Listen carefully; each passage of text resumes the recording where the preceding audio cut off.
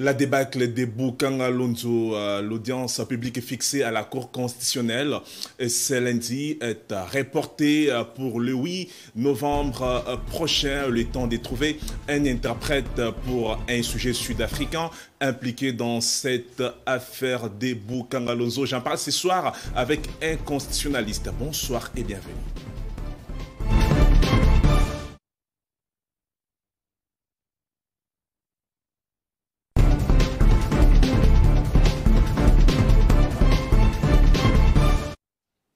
Jean-Paul Mouya, un habitué de la maison, est déjà départi. Bonsoir. Bonsoir, cher Vincent. Vous allez bien? Oui, ça va. Et vous-même?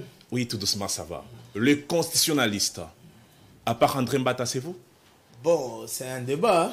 Le terme étant polysémique, et puis il n'y a pas un texte juridique en RDC qui organise les statuts juridiques du constitutionnaliste.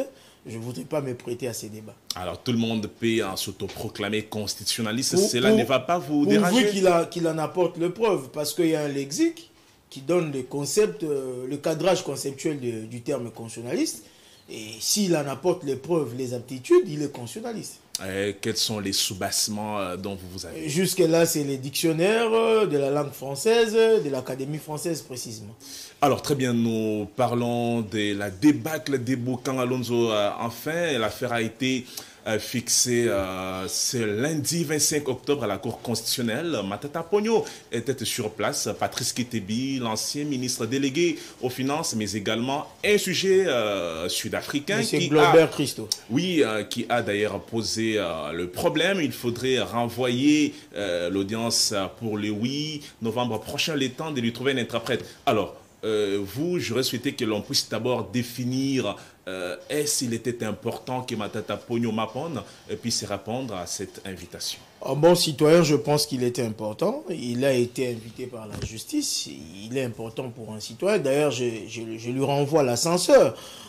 Il était en Guinée, dont la capitale est Conakry, quand il était interpellé par la justice congolaise au niveau du parquet général près la Cour constitutionnelle. L'ancien Premier ministre, il a pris son avion, il est revenu au pays pour affronter la justice, répondre ou du moins collaborer avec la justice congolaise. Je pense que c'est un acte civique. Un acte civique. Mais j'étais en train de dire qu'il y a beaucoup de juristes, pour ne pas citer M. Katende de Lazado, qui dit si lui il était Matata Ponyo, il n'allait pas se présenter. Bon, il dit que s'il était Matata Ponyo, il n'en demeure pas moins vrai qu'il n'est pas Matata Ponyo. Donc c'est Matata qui a répondu. Il n'a pas reçu des dictats de quiconque. Donc il n'est pas Matata. Nous voulons un peu avoir beaucoup de lumière par rapport à ces dossiers, puisque les immunités de Matata Ponyo n'ont pas été levées. Arrêtez-moi si jamais j'ai dit une bêtise, parce que j'ai pas sous votre contrôle. Ça va, il n'y a pas de problème. Ça présage-t-il des bons augures pour l'État qui se veut un État des droits? Au fait, la question est complexe. Il y a ceux qui disent que, écoutez, la Cour constitutionnelle elle est compétente en termes d'analyse. Et il y a un autre camp qui réfute, qui dit que la Cour constitutionnelle n'a aucune compétence. Alors, la question majeure ici, c'est la question du privilège des juridictions. Du privilège des juridictions qui devrait être considéré à quel moment? Pour poursuivre quelqu'un à qui on reproche des faits infractionnels. Est-ce que c'est au moment de la commission de faits ou c'est au moment de la poursuite de l'individu? C'est ça la grande question. Et il y a un cas, le premier cas, qui dit que selon la Constitution, Matata Ponyo, il ne pouvait être poursuivi devant la Cour constitutionnelle que quand il était Premier ministre, parce que ça serait des infractions commises à l'occasion ou dans l'exercice de ses fonctions. Donc, actuellement, il ne peut pas être poursuivi devant la Cour constitutionnelle. Étant sénateur, c'est plutôt devant la Cour de cassation qui devait être poursuivi. Donc, c'est tout le débat tout autour. Je crois qu'avec tes questions, on pourra entrer à fond. Alors, vous étant un expert en la matière, vous estimez qu'au regard de la Constitution, Matata Ponyo devrait faire face à la Cour constitutionnelle? La Constitution congolaise a un principe, à l'article 17 alinéa 2, je peux lire. Oui, allez-y.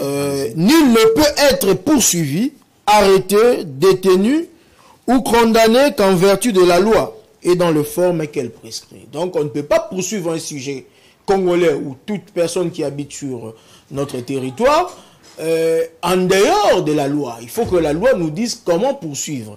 Alors, la question de l'ancien Premier ministre, la loi n'est pas éloquente. La loi n'est pas éloquente, la loi ne dit pas clairement qu'un ancien Premier ministre serait poursuivi devant quelle juridiction pour des infractions qu'il aurait commises à l'occasion ou dans l'exercice de ses fonctions. Donc, il n'y a pas une disposition claire de notre Constitution, de nos lois, qui prescrit sur la procédure. Alors, ça crée de l'acuité. Vous vous souviendrez, si vous consultez l'histoire belge, dans les années 90, vers 2000, on avait condamné quelques anciens ministres belges sur base de la réflexion du juge ou de ce qu'il aurait appelé les principes généraux du droit, car la loi était silencieuse. Il y avait la constitution belge qui est encore en vigueur de 1831 qui prescrivait que c'est la loi qui devait organiser la procédure pour tout ce qui concerne les anciens ministres. Mais curieusement, la loi était muette. Les juges belges s'étaient donné le plaisir ou le loisir de décider, mais par la suite, il y a eu recours de ces anciens ministres devant la Cour européenne des droits de l'homme de Strasbourg. En 2000, un arrêt était tombé et il fallait déconsidérer l'arrêt belge, car la loi ne donnait aucune procédure, c'était une violation des droits de l'homme. Les cas sous examen, d'après vos dires, reflèterait l'image de la loi qui n'a pas été ou qui n'est pas éloquente. Mais alors, quelle devrait être la juridiction compétente à laquelle Matata Ponyo, ancien Premier ministre, sénateur de son État, devrait faire face? En fait, je ne dis pas que aller devant la Cour constitutionnelle, c'est la violation de la Constitution ou du droit congolais. Parce que nous sommes devant presque un vide juridique. Il appartiendra maintenant aux acteurs judiciaires de créer le droit. Parce que la Cour constitutionnelle a aussi mission de créer le droit à travers ses arrêts. Les arrêts de la Cour constitutionnelle peuvent interpréter la Constitution. Aujourd'hui, nous prêtons à des interprétations. Ce ne sont que des postulats, ce ne sont que des propositions. Mais la création du droit à travers le juge, ça sera certainement à travers ses arrêts. Il va se prononcer, c'est dire si elle est compétente, la Cour constitutionnelle, ou pas. Donc, il faudrait quelques réticences, quelques réserves pour dire si la Cour constitutionnelle n'est pas compétente ou elle est compétente. Car la Cour constitutionnelle peut interpréter autrement la Constitution. Pour vous dire que, voilà, je me déclare compétente. Il faut créer le droit. Alors si Matata Ponyo, au regard de la loi qui n'est pas compétente, parce qu'il est entouré, il faut le dire, d'un parterre des juristes de votre taille, il faut le souligner en passant, s'il n'est pas coopératif, quid de la fin de cette affaire? La crainte, c'est la sécurité juridique de M. Matata, parce qu'au préalable, il ne connaît pas, il n'est pas au parfum de la procédure qui lui sera appliquée. Donc c'est ça l'insécurité juridique. Il y a un principe général de droit. Mais ces avocats les sont quand même. Oui, mais ils vont présenter leurs moyens de défense devant le juge. Et donc il y a un principe de droit qui dit nous la poena, nous lum yudukium sinelege. Donc yudukium c'est la procédure. Il y a pas de d'abord Jean-Paul Mouy a prière d'interpréter cette expression latine. Il n'y a pas de peine. Il n'y a pas de procédure sans la loi. C'est-à-dire que pour qu'on prononce une peine contre quelqu'un, à l'encontre d'un individu, il faut que la loi l'ait prévue au préalable. Et il faut que la procédure soit aussi connue d'avance. Alors, M. Matata est buté à la difficulté de connaître à l'avance la procédure qui devait lui être appliquée. Alors, ça frise la violation des droits de l'homme. Ça frise la violation des droits de l'homme. Peut-on dire que la justice semblerait ne pas respecter le poids ou la balance qui est inscrit sur le drapeau ou les logos? Tout cela se saura à travers les différents échanges, parce que le juge va instruire. Les camps de Matata a la possibilité de soulever des exceptions. Le juge va se prononcer, même avant de dire droit. on aura la compréhension exacte de certains termes qui posent difficulté actuellement quant à la compréhension de la poursuivabilité de M. Matata. Puisque Matata JDC que vous appelez la présomption de l'innocence, pourquoi ces déplacements vers l'extérieur, comme nous avons lu sur la toile, pour aller se faire soigner, ont causé des problèmes? Lui-même a dit qu'il ne comprenait pas s'il était un fugitif ou bien quelqu'un qu'on a privé une liberté. En ce moment-là, la responsabilité, c'est au procureur général. Parce que, c'est vrai, on critique les méthodes appliquées par le procureur général après la Cour constitutionnelle. D'aucuns disent qu'il n'était pas compétent, c'était plutôt le procureur général après la Cour de cassation. Mais quand il instruit une affaire donnée et qu'il comprend qu'il y a des indices sérieux de culpabilité, selon lui, rien ne décide que ça va rester ainsi parce que le juge peut disqualifier le fait. Mais lui, il a estimé qu'il y a des indices sérieux de culpabilité et que la fuite serait à craindre.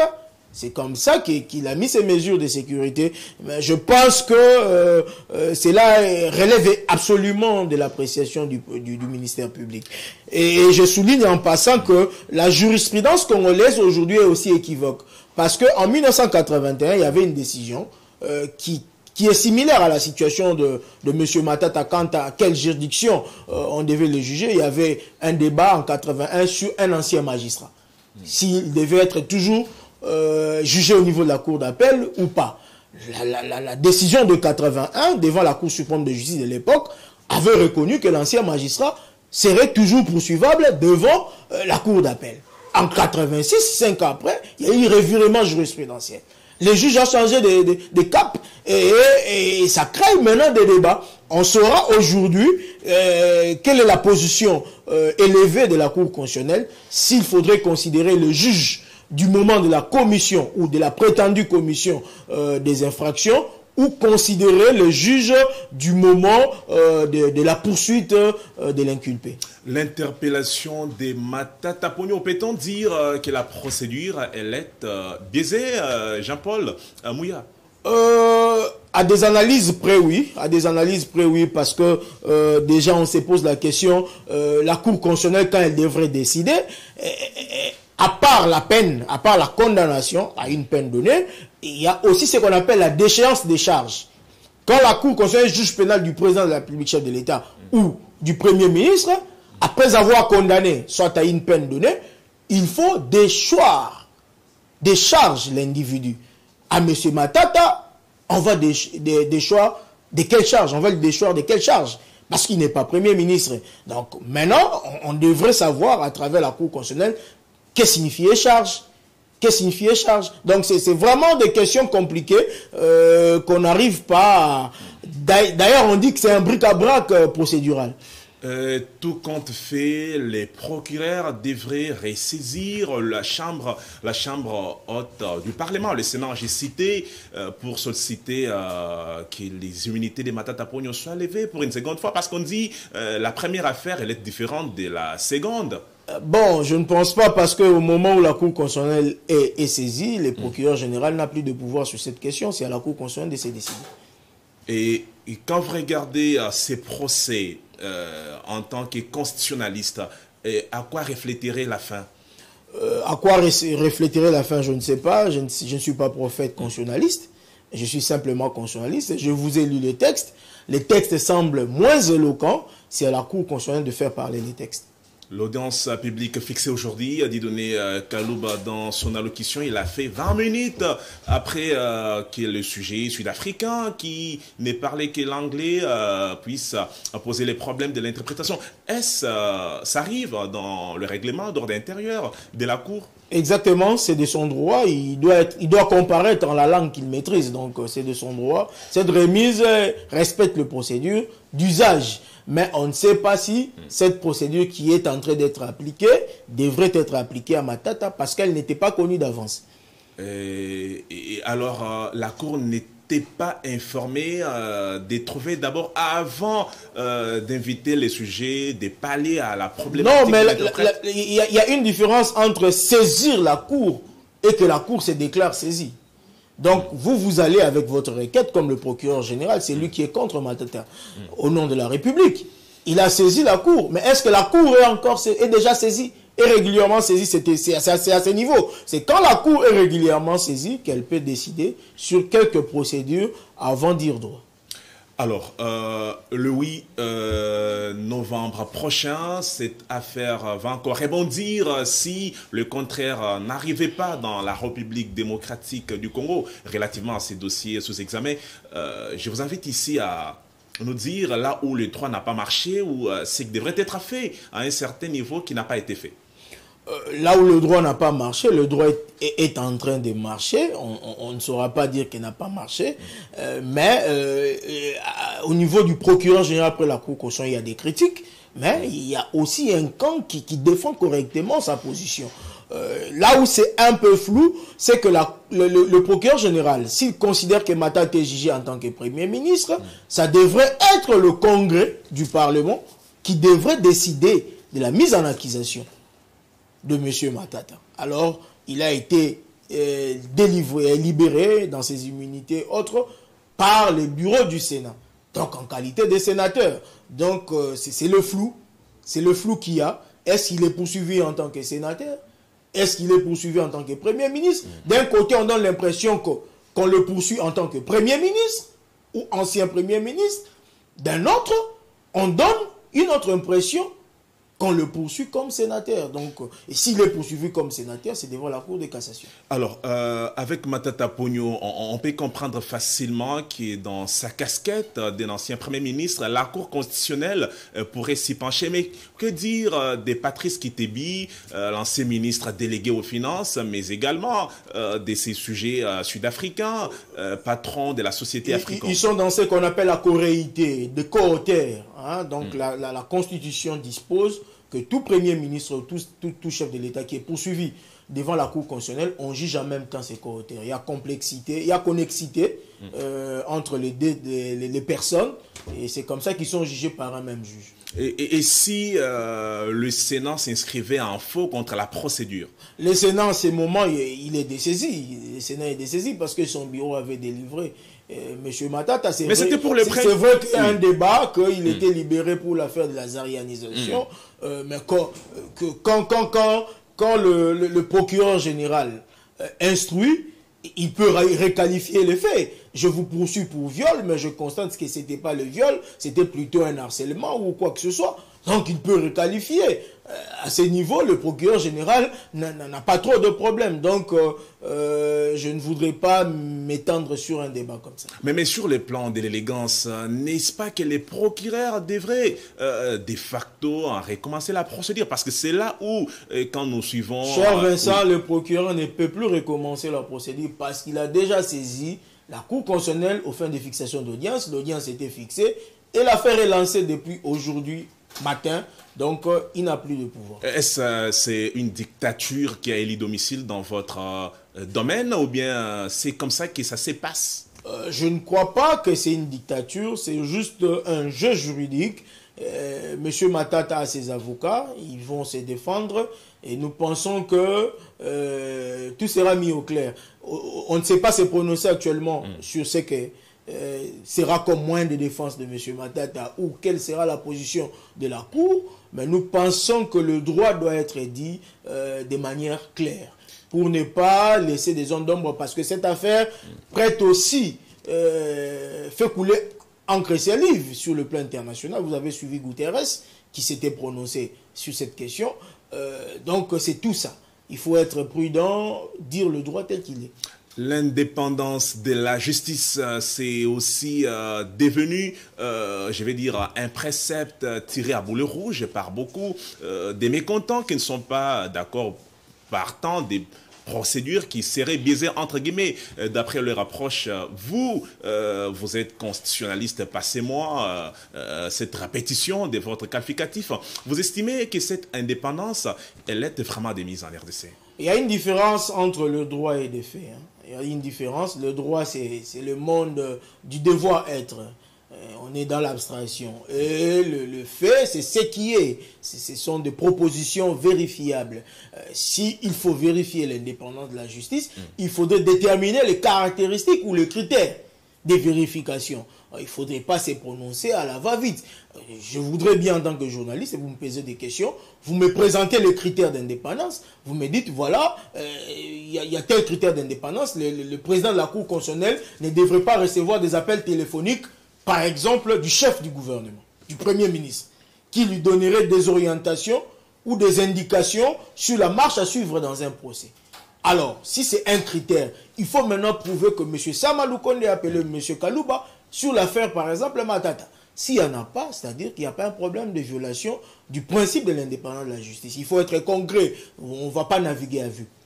Pour parler d'un état des droits, l'on doit faire aussi mention à l'indépendance de la justice en passant. Exactement, exactement. Mais il faudrait démontrer qu'il y a violation du principe de l'indépendance. Il ne faudrait pas avancer des arguments à l'aveuglette. Mais quand vous avez par exemple, pour revenir au procès 100 jours où Vital Kamere, ses avocats ont sollicité une mise en liberté provisoire le temps qu'ils partent s'y soigner, et ceci n'a jamais été accordé, n'est-ce pas que ça frise un peu les esprits? Non, mais quand la liberté provisoire n'est pas accordée, cela voudrait dire qu'il y a un problème d'indépendance. Mais quand vous avez quelqu'un qui est malade? Non, mais écoutez, c'est au juge d'apprécier.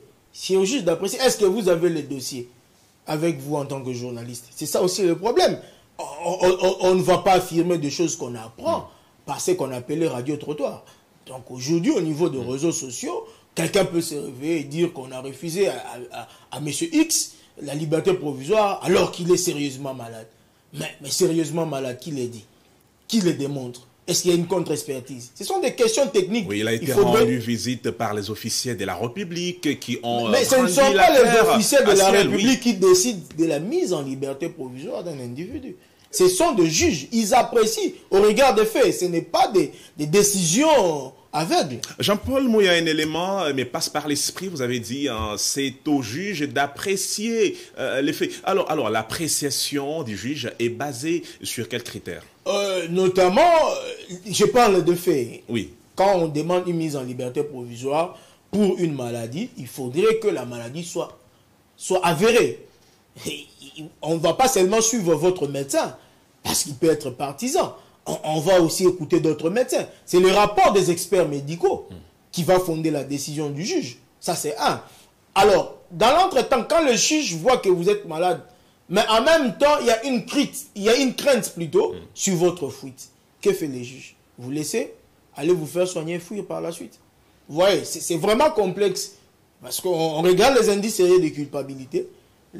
Un autre élément, la fuite à craindre, mais aussi que la maladie soit avérée et attestée par plusieurs médecins. Nous entendons dire la République des juges. Est-ce le concept est-il péjoratif ou bien c'est une sorte d'encensé? On parle plutôt du gouvernement de juges, pas de la République. Ah, du gouvernement. Merci de me regarder. C'est Edouard Lambert qui a donné ces concepts dans la première moitié j'ai parlé souvent du de contrôle, siècle. Je l'avais dit au départ. Le gouvernement de juges, c'est un débat. C'est un débat. On dit que les juges deviennent intouchables, mais il y a une autre théorie, la théorie du lit de justice, qui vient contrecarrer la théorie du gouvernement de juges. Vous avez vu aux élections 2018, les élections législatives, quand la Cour constitutionnelle avait invalidé certains députés, certains parlementaires élus, ils sont allés dormir là-bas, alors que les arrêts de la Cour constitutionnelle sont sans recours.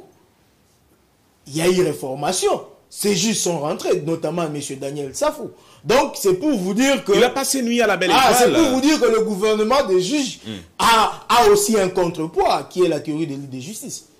Donc, il y a une possibilité de faire secouer même une décision irrévocable. Est-ce que pour le pays comme le nôtre, certains dossiers ne sont pas à faire avec beaucoup de relativisme pour aider la République, démonter crescendo dans d'autres secteurs? Moi, je crois que la RDC doit tendre vers l'idéal. L'idéal, c'est vraiment la justice.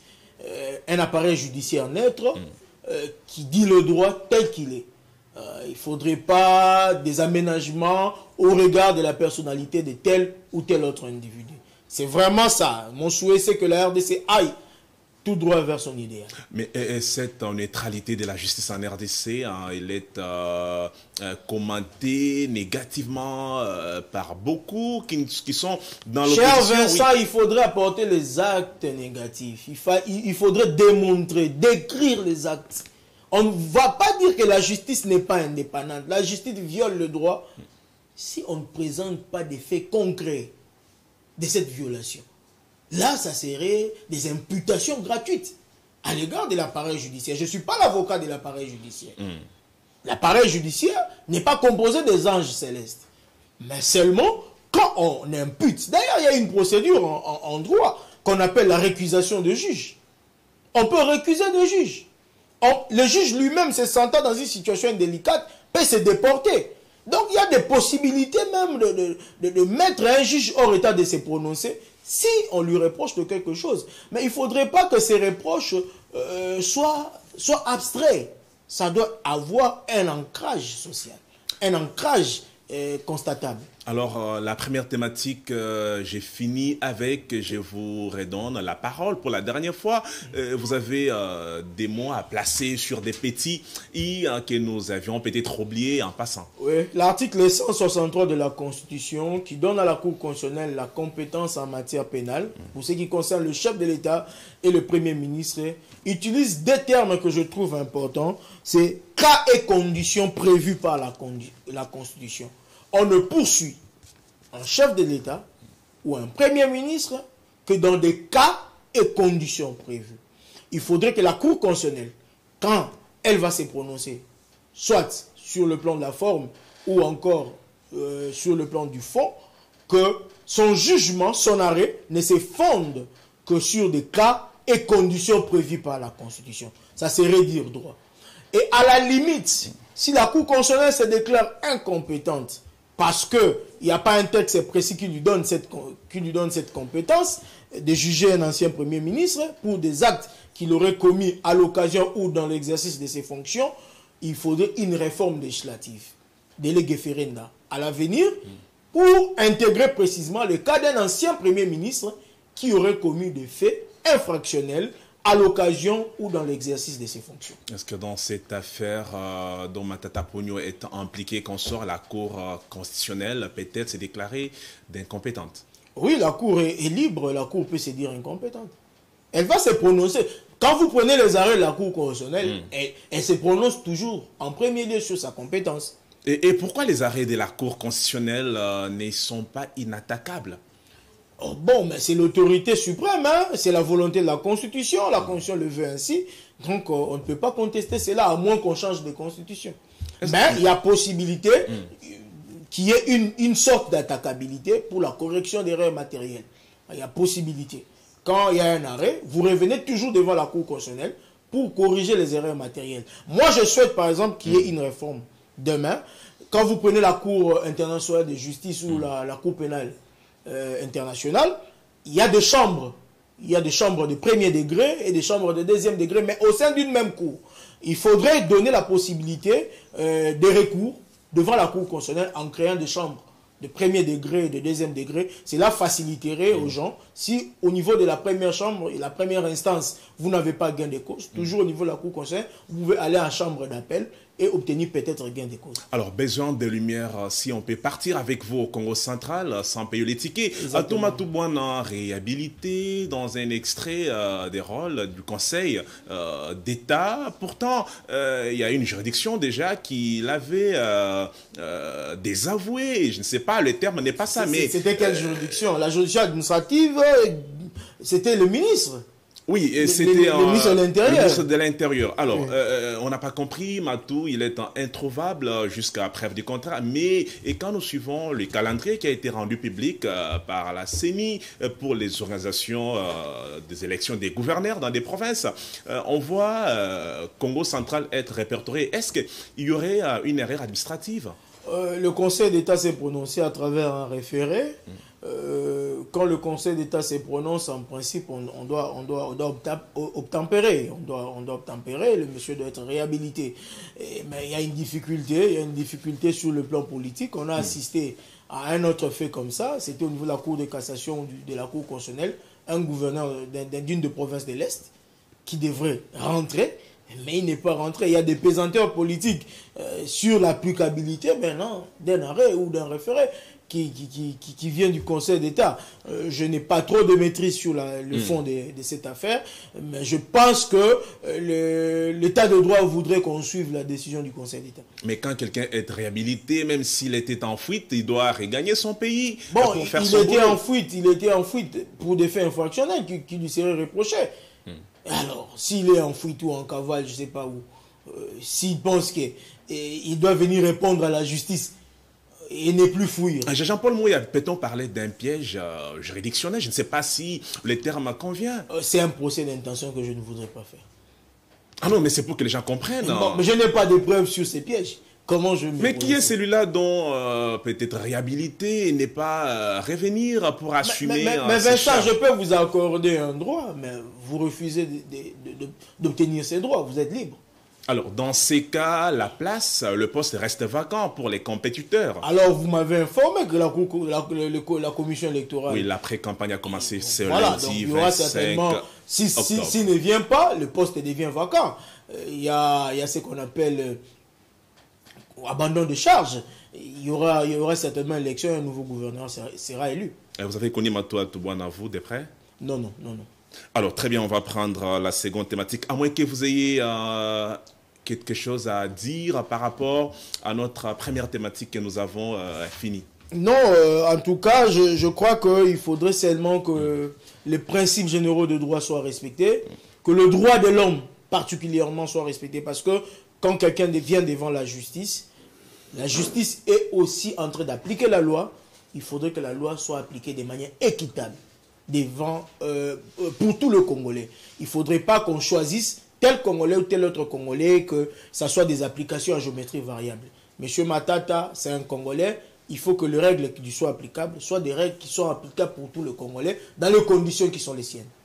Martin Fayulu Madidi avait annoncé un bloc, il avait fait un appel aux forces vives de la nation pour un bloc devant contrecarrer le pouvoir en place. Lui, il a appelé ça la dictature tshisekidiste. Selon son entendement, on parle de Moïse Katumbi Tchapoué, l'homme de Ensemble pour la République, Joseph Kabila Kabange, du Front commun pour le Congo, les CLC qui sont en train de prévoir dans les jours qui pointent à l'horizon des manifestations pour dire non à la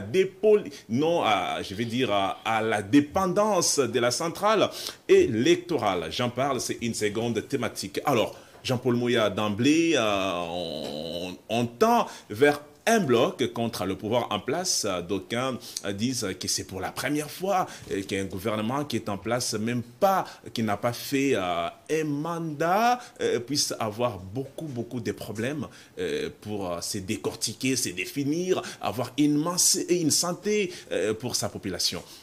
Votre coup de projecteur. Oui, Vincent, déjà quand vous parlez de la dépolitisation, je ne sais pas, de la dépendance politique que la CENI aurait, c'est compliqué cette question. Les animateurs de la CENI, les membres de la CENI, ce ne sont pas des anges. Ce sont des individus qui vivent avec nous. Ils peuvent avoir des relations familiales, ils peuvent avoir des obédiences, ils peuvent avoir des penchants. Mais ce qu'on leur demande, c'est quand vous devenez membre de la CENI, de suivre les statuts de membres de la CENI. Les statuts juridiques des membres de la CENI, les interdictions, le droit, les avantages, les obligations qui sont reconnus ou imposés aux membres de la CENI. On va les juger par rapport aux droits de la CENI. Ce n'est pas des discours du genre de politisation, parce que il y a ceux qui viennent de la majorité, ils doivent être à 6. Il y a ceux qui viennent de l'opposition, ils doivent être à 4. Il y aura déjà 10 sur 15 des politiques. Alors, la dépolitisation, donc, question, c'est quoi? Ce n'est pas la détchisekisation. Ça, c'est un nouveau mot, là. Non, passez-moi l'expression. Oui, allez-y. Il y a Tshisekedi qui est derrière, selon leurs accusations, et on fait des Tshisekedisés. Donc, je crois que c'est ça la question, ce n'est pas la dépolitisation en réalité. Katumbi, le chairman, n'est pas content de la procédure ayant amené à la désignation de Denis Kadima et d'autres commissaires. Ils sont à 12 pour la centrale centrale électorale. Telle est sa grande frustration. Il avait dit, je vous rappelle, qu'il est là pour faire l'opposition républicaine. Les accusations, cher Vincent, c'est à l'endroit de la famille politique du chef de l'État. On dit que M. Kadima, il y a des montages au niveau des réseaux sociaux en termes de photos, où on montre qu'il serait observateur ou témoin à l'époque du parti politique UDPS. Et il y a Madame C qui aurait trompé qu'il est du Haut-Katanga, je ne sais pas quelle province là-bas, alors qu'il serait du Kassai oriental. Il y a des choses comme ça. Donc on accuse. Quand on dit dépolitisation, en réalité, c'est la déchisékédisation.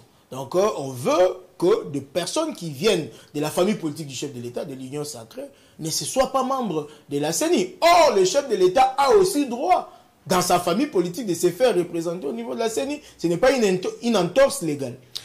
Quand nous avons suivi le secrétaire général de l'UDPS, Augustin Kabouya, pour ne pas citer son nom, sur les ondes d'une grande radio de la place, Top Congo FM, l'homme était clair, il dit que Katumbi est mécontent parce qu'il n'a pas raflé le poste du premier vice-président au niveau de la CENI. Il a pris à témoin ses cadors, pour ne pas citer Salomon, il dit, dès là, je crois avoir massacré un tout petit peu son nom là. Est-ce nous n'assistons pas, Jean-Paul Mouya, à un rigs sur le plan politique qui semble ne pas dire son nom? Mais c'est de bons droits, cher Vincent. La politique, c'est ça, c'est un combat d'idées. Hein? C'est un combat d'idées, mais il faudrait que cela se passe dans le respect du droit, dans le respect des bonnes mœurs et de l'ordre public. Tout à l'heure, j'étais en train de fabriquer un néologisme. Hein? J'avais même du mal moi-même à le prononcer. Vous avez dit chisékédisation. La déchisékédisation. Déchisékédisé. Ouais, mais attention, l'Académie française ne va pas nous en vouloir quand même. Non, c'est un néologisme, on est libre quand on parle du kabylisme et autres chisékédisme. Ce sont des termes non conventionnels. Mais en tant que locuteur, on peut se le permettre. Il y a Eddie Malou qui en fait des trop. Je ne sais pas si vous connaissez Eddie Malou. Oui, lui, il en fait un peu des trop. C'est son style à vous. Voilà. Vous parlez de la déchisékisation, c'est ça? Déchisékédisation. La déchisékédisation. Même vous-même avec votre néologisme, vous avez du mal à prononcer ça. Le nom du chef de l'État est un peu kilométrique, donc il faudrait avoir vraiment beaucoup de concentration pour le prononcer. Alors, la présence du franc commun pour les Congos, elle PPRD non mosaïque, parce qu'il y en a deux, hein, mosaïque, avec ceux qui sont dans l'Union sacrée, non mosaïque, c'est l'ancien PPRD qui est dans le front commun pour les Congos avec Joseph Kabila Kabange. Ils sont en bloc, c'est pas un bloc des costauds. Est-ce que vous avez lu l'acte de création de leur bloc? Ah non, mais c'est éminemment que la lecture sera faite. Non, on ne peut pas se prononcer sur un enfant qui n'est pas encore vivant et viable. Il faut que l'enfant naisse pour qu'on les déclare vivant et viable et lui reconnaître la personnalité juridique. Donc c'est quelque chose d'inexistant. On ne sait pas se prononcer sur ça. Et j'ai lu un communiqué plutôt de M. Olivier Kamitatou pour le compte d'ensemble qui annonce que M. Katumbi sera ici à Kinshasa pour consulter les dirigeants de son parti et ses partenaires politiques. Et après, il va se prononcer sur la possibilité de rester ou pas dans l'Union sacrée. Donc, ils sont encore jusque-là. Au niveau de une rencontre éminente entre Chairman Moïse Katumbi Tchapoué, le président du parti politique Ensemble pour la République, est annoncé pour Kinshasa.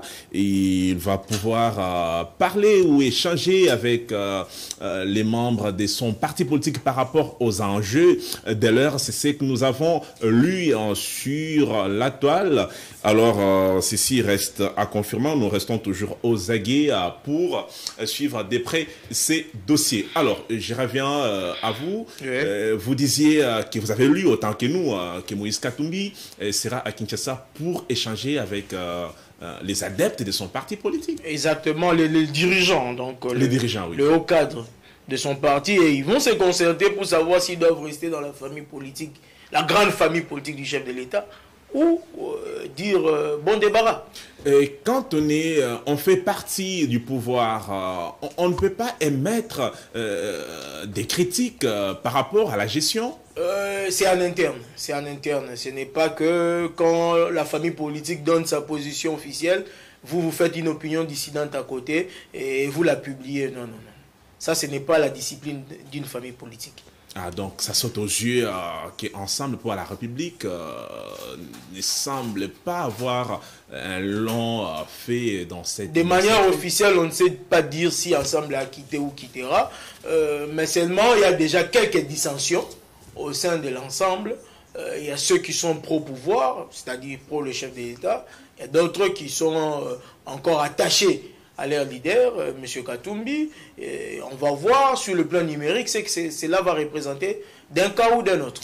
Ces blocs s'inscrivent en faux contre le patron de la CENI et ceux devant l'accompagner au niveau de la centrale électorale. Pourtant, il y a 3 postes qui sont toujours réservés à l'opposition. Est-ce vont-ils se mettre d'accord pour choisir ceux devant les représenter au niveau de la CENI? Je pense que c'est ce que nous avons toujours connu en RDC avec le porte-parole de l'opposition. Oui. Jusqu'aujourd'hui, c'est qui le porte-parole de l'opposition? Il n'a jamais été désigné. Et par la suite, il y a des choses comme ça en RDC. Il y a des postes réservés à telle plateforme. Mais cette plateforme décline, on fabrique, ou d'autres plateformes de même obédience se présentent et on les recrute comme faisant fonction de cette plateforme. Il y aura toujours 3 membres de l'opposition politique au niveau de la CENI. Denis Kadima, le nouveau président... Ou dans l'entretemps, s'il n'y a pas 3 membres pour remplacer les 3 autres membres, ceux qui sont là, les 3 qui sont encore là, ils restent en fonction. Ah, la procédure n'est pas bonne. Ils restent en fonction. Ils resteront en fonction. Jusqu'à ce qu'il y ait installation de 3 autres, probablement. Et si les 3 autres n'arrivent pas, nous irons aux élections. Les 3 anciens là doivent être là. Ah, là, nous devons questionner la loi organique. La loi organique de la CENI, elle est claire. Oui. Les mandats, parmi les causes de fin des mandats, il y a notamment la remise et reprise. Donc, s'il n'y a pas de remise et reprise pour certains membres, ils sont censés rester à la CENI. Denis Kadima, c'est le nouveau patron de la CENI. Il va prêter serment, c'est mardi 26 octobre devant la Cour constitutionnelle. Alors, votre petit mot, pour ne pas dire grand. C'est lui reconnaître le mérite qu'il a aujourd'hui.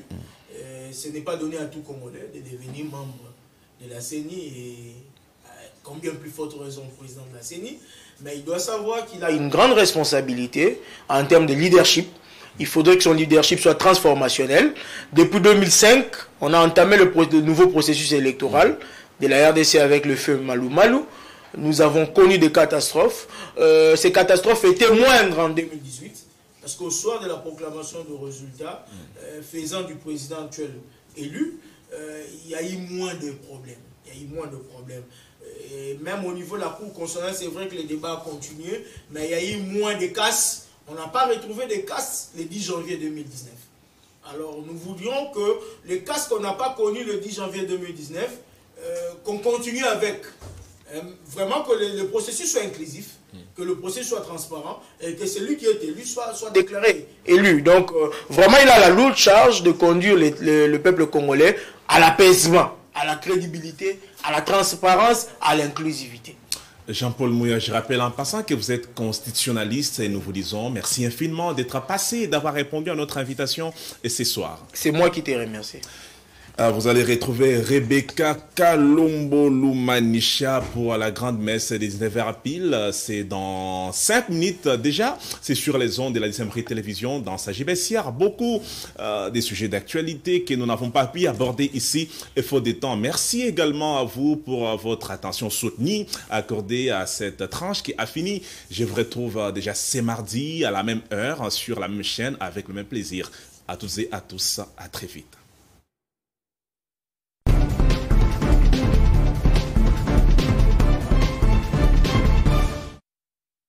Ah,